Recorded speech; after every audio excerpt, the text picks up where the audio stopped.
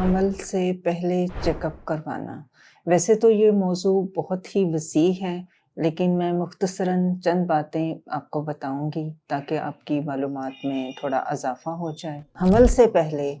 میاں بیوی دونوں اگر اپنی گائنیکولوجسٹ کو مل لیں تو اس سے بہت زیادہ فائدے ہو سکتے ہیں، اور اس کی وجہ سے آپ حمل کے دوران ہونے والی بہت ساری پیچیدگیوں سے اور آپ کے پیدا ہونے والے بچے میں بہت ساری پیچیدگیاں جو پیدا ہونے کے امکانات ہیں ان سے بچ سکتے ہیں۔ یعنی کہ آپ کی ذاتی زندگی میں آپ کو کوئی بیماری رہی ہو، آپ کے دونوں میاں بیوی کے خاندان میں کوئی بیماریاں ہوں، اب نارمل بچے پیدا ہونے کی بیماری ہو، شوگر کی بیماری ہو، ہائی بلڈ پریشر کی بیماری ہو، دل کی بیماریاں ہوں۔ اس کے علاوہ آپ کی اپنی پرسنل ہسٹری میں کہ آپ کا بلڈ پریشر کتنا رہتا ہے، بلڈ پریشر ہائی تو نہیں ہوتا، خون کی کمی تو نہیں ہے، اور ایک اور بہت ہی امپورٹنٹ چیز جو ہے وہ ہم نے دیکھنا ہے کہ آپ کے جسم کے اندر خسرہ کے خلاف اینٹی باڈیز موجود ہیں یا نہیں۔ یعنی کہ اگر حمل کے دوران آپ کسی خسرہ والے پیشنٹ کو، مریض کو ملتی ہیں تو آپ کو خسرہ ہونے کے چانسز ہو جاتے ہیں، لیکن اگر آپ کے اندر وہ اینٹی باڈیز موجود ہوں خسرہ کے خلاف تو پھر خسرہ نہیں ہوگا، اور اگر خدا نخواستہ آپ کو ہو جاتا ہے تو اس کے اتنے زیادہ مضر اثرات آپ کے ہونے والے بچے میں پیدا ہو سکتے ہیں، اس میں ایسی ابنارملٹیز پیدا ہو سکتی ہیں جس کی وجہ سے ہمیں سم ٹائمز حمل ضائع بھی کرنا پڑ سکتا ہے۔ اگر آپ حمل سے پہلے یہ اینٹی باڈیز اپنے جسم میں چیک کروا لیں گی اور یہ اینٹی باڈیز موجود نہ ہوں تو اس کے لیے ایک MMR کے نام سے حفاظتی ٹیکہ ہوتا ہے، وہ آپ لگوا لیں، پھر آپ کے اندر وہ ساری اینٹی باڈیز پیدا ہو جائیں گی اور پھر آپ اس کے بعد آرام سے حمل کر سکتی ہیں۔ پاکستان میں جو سب سے کامن ہے، بہت ہی کامن بیماری ہے، وہ تھیلیسیمیا۔ میاں بیوی دونوں تھیلیسیمیا مائنر کے مریض ہیں تو ان کے بچے میں تھیلیسیمیا میجر بھی ہو سکتا ہے، اور تھیلیسیمیا کو صحیح طرح سے سارا ایکسپلین کرنا، بتانا، وضاحت کرنی وہ ایک علیحدہ سے ٹاپک ہے، لیکن اس کی وجہ سے بھی حمل کے دوران بہت پیچیدگیاں پیدا ہو سکتی ہیں۔ آپ کی پرسنل ہسٹری میں آپ کے ہیپاٹائٹس بی اور سی، اس کا بھی پتہ لگانا چاہیے۔ اگر تو آپ کو ماں جو ہے اس کو اس کا ہیپاٹائٹس ایکٹیو ہو تو اس کو پہلے ہیپاٹائٹس کی ٹریٹمنٹ کرنی چاہیے، اس کے بعد حمل ہونا چاہیے، اور اگر وہ اپنا علاج کروا چکی ہے ہیپاٹائٹس کا تو بھی اس کے حمل کے دوران کیا حفاظتی تدابیر اختیار کرنی ہیں، ڈیلیوری کے وقت بچے کے لیے کیا کیا حفاظتی تدابیر ہوئیں گی، ان کے لیے وہ ذہنی طور پہ تیار ہوگی۔ بچے کو کچھ حفاظتی ٹیکے لگانے پڑتے ہیں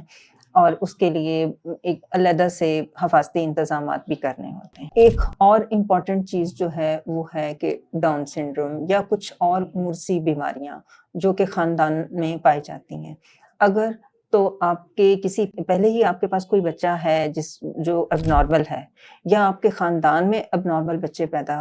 ہو رہے ہیں، پہلے 3 ماہ کے دوران ایسے ٹیسٹ کر لیے جاتے ہیں جس سے پتہ لگ جاتا ہے کہ آپ کے پیٹ میں جو بچہ گرو کر رہا ہے اس میں وہ اب نارملٹی تو نہیں ہے۔ اگر اب نارملٹی ہو تو اس کو ضائع بھی کیا جا سکتا ہے، کیونکہ کچھ اب نارملٹیز ایسی ہوتی ہیں جو کہ بعد میں بچہ بالکل ہی handicapped life, handicapped man کہ وہ دوسروں کے اوپر ہی ڈیپینڈ کرتا ہے، وہ اپنی زندگی خود نہیں گزار سکتا، وہ اسپیشل بچہ ہوتا ہے۔ تو اس طرح کی چیزوں کے بچاؤ کے لیے حمل سے پہلے ہی اگر ڈاکٹر سے ملا جائے تو ہی ممکن ہو سکتا ہے۔ ایک اور ضروری چیز ہے کہ کچھ پیشنٹ ایسے ہوتے ہیں، کچھ مائیں ایسی ہوتی ہیں ان کو مرگی کا مرض ہوتا ہے۔ مرگی کے مریضہ خواتین کو اپنی ٹریٹمنٹ، اپنا علاج کروانا چاہیے، اور جب ان کی بیماری کنٹرول ہو تو ہی ان کو حمل کرنا چاہیے، اور اس وقت وہ ان دوائیوں پہ اپنے ڈاکٹر کو بتائیں کہ ہمیں یہ مرض ہے، اور وہ والی ان کو دوائیاں دیں جو حمل کے دوران بالکل سیف ہوں، محفوظ ہوں، ان کے پیٹ میں پلنے والے بچے کے اوپر کوئی مضر اثرات نہ ڈالیں، اور ایسی دوائیاں موجود ہیں۔ اس میں خواتین کا وزن بھی،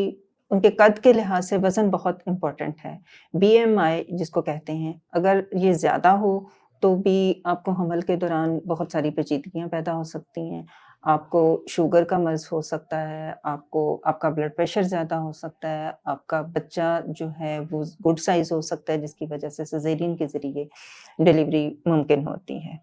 اور خواتین کا جو ان کا چیک اپ کچھ ایسے جنرل چیک اپ ہوتے ہیں جیسے سینے میں کوئی گلٹی تو موجود نہیں ہے، اور بچے دانی کے منہ کے آگے سے ایک سیمپل جس کو پیپ سمیئر کہا جاتا ہے وہ بھی لینا ضروری ہوتا ہے۔ خون کی کمی اگر ہے مریض میں تو اس کو آئرن سپلیمنٹ دیے جائیں، اس کو کھانے والی آئرن کی گولیاں دی جائیں۔ اسی طرح فولک ایسڈ اور وائٹامن ڈی مریض کو کم از کم 3 مہینے پہلے دینا ضروری ہے۔ اس کی وجہ سے بچے کا برین اچھا ڈیولپ ہوتا ہے، اور اس کی اگر کمی ہو، فولک ایسڈ کے جسم میں کمی کی وجہ سے بچے کے دماغ کی اور ریڑھ کی ہڈی کے ایسے ایسے مسائل پیدا ہوتے ہیں جس کی وجہ سے ہمیں بعض دفعہ بچہ ضائع کرنا پڑتا ہے۔ اسی طرح کے بہت سارے اور بھی ان گنت مسائل ہیں جو کہ حمل سے پہلے اگر آپ ڈاکٹر سے ڈسکس کر لیں گے اور ان کا علاج کروا لیں گے تو بہت ہی اچھا ہو جائے گا۔ امید ہے کہ میری یہ ویڈیو بھی آپ کے لیے کافی معلوماتی ہوئے گی۔ اگر پھر بھی آپ کا کوئی کویسچن ہو تو آپ کمنٹ باکس میں کر سکتے ہیں۔